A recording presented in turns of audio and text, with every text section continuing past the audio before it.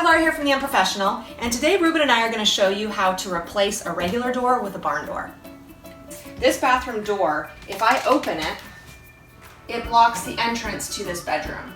Now this bathroom happens to have the best vent upstairs, so we like to keep this open to cool off the whole upstairs, but we really can't do it because it means that we can't get into this bedroom. The barn door is going to solve my space issue in the hallway, but it creates a new space challenge for the low ceilings on my upstairs floor. Barn doors are larger than standard doors that fit inside a typical 80-inch door frame because they hang over the door frame rather than fit inside. They also hang on a track, which requires space above the frame. Now, I don't have a lot of space and I want a small, low-profile louvered door, so my solution is going to be to shorten my door frame. I love this solution because it means now I can order any old standard door. It's also going to be fairly easy since I was planning on removing and replacing my door jamb anyways. I've got my plan, now let's talk about the steps. Step 1, I'm going to remove the door, the hardware, and the door frame.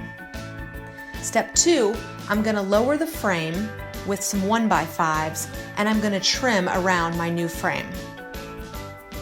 Step 3, I'm going to patch and prep. And then step 4, I'm going to install the hardware onto the door and I'm going to hang the track. First things first, how do you take a door off? Any way you can.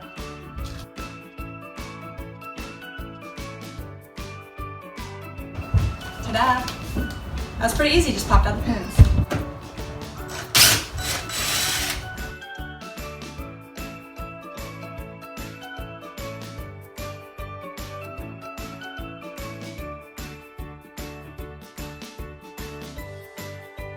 In order to remove this inside piece, I'm going to score it and then I'm going to knock it off with a crowbar.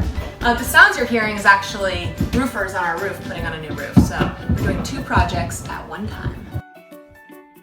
I tried a lot of different techniques to get this door jamb off, some successful, others not quite as successful, and ultimately it was a crowbar that worked the best for me. Now, I wasn't worried about salvaging my door frame because I was going to replace the whole thing.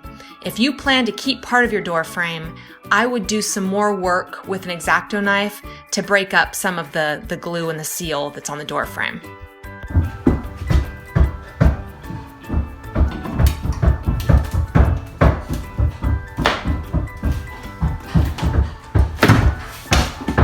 Whoa! Good thing I'm not on a really tall ladder.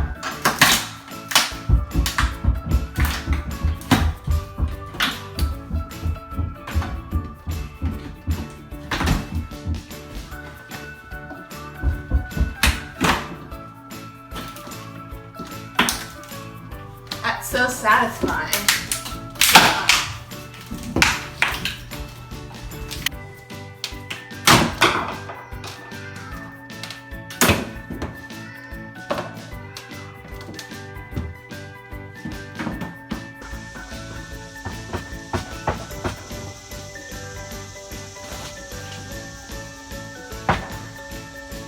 I don't know why there were so many nails in this door frame, but it took me nearly an hour to get them all out.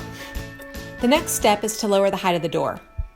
I'm going to measure from side to side and I'm going to cut 2 1x5s and screw them into the top of the frame.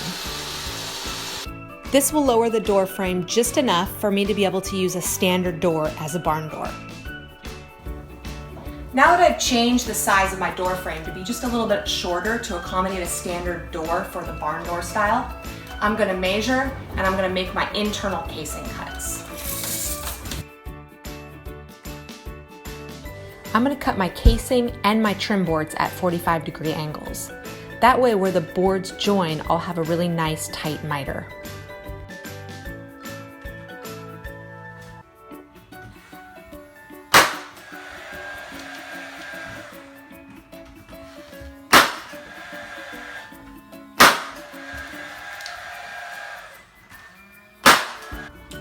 It took a bit of finagling, but I'm happy with the way this inside casing turned out.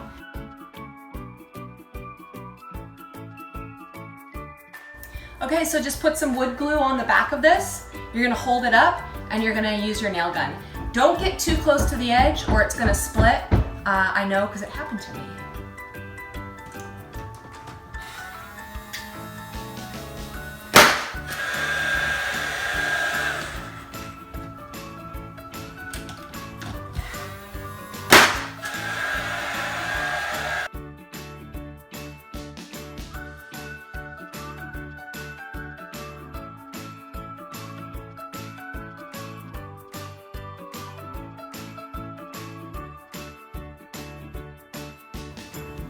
It took a few days for the hardware to arrive in the mail, and during that time, we prepped the door frame, we painted it, we painted the wall, and now we're ready to mount our track on the wall. So it would be ideal if all of the holes on the hardware matched our studs.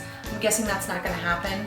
Now you have a few choices. You could mount directly to the wall, which is what we're gonna do, or you could use a header.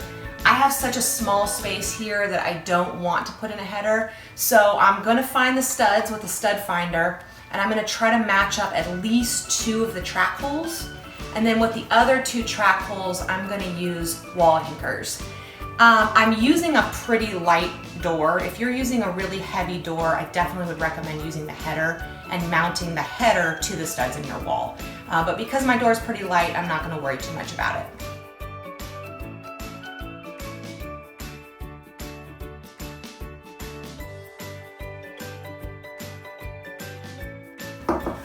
Okay, now that I've got my studs marked, I'm gonna put my track up and I'm gonna hope at least 2, maybe 3, maybe all of the holes line up with one of these studs. And that's gonna be the strongest anchor for this track.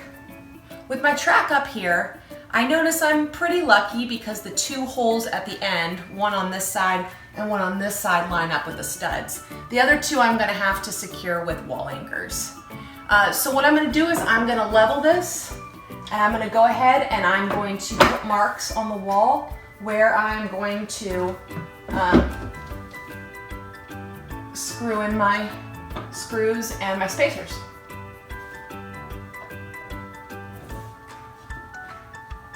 Now you wanna make sure you get this level. If not, your barn door is just gonna slide to one side or the other without you even doing anything. So do make sure this is level.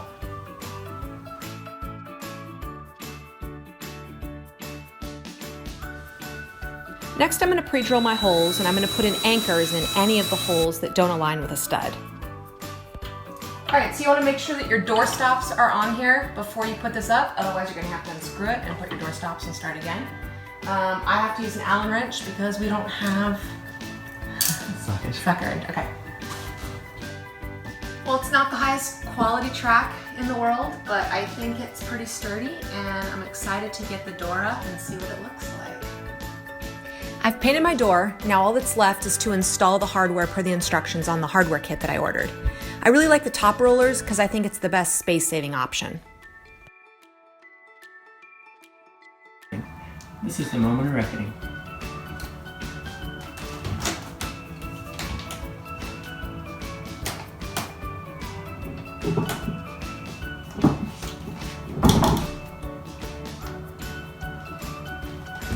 And it works.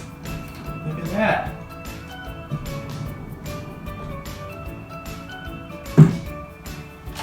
High five, buddy. I'm really happy with the way this turned out. It's functional and it looks great too. Okay, go for it. Thanks for watching. This has been Laura from The Unprofessional. To see written instructions for this project and other DIY projects, visit my website, theunprofessional.com.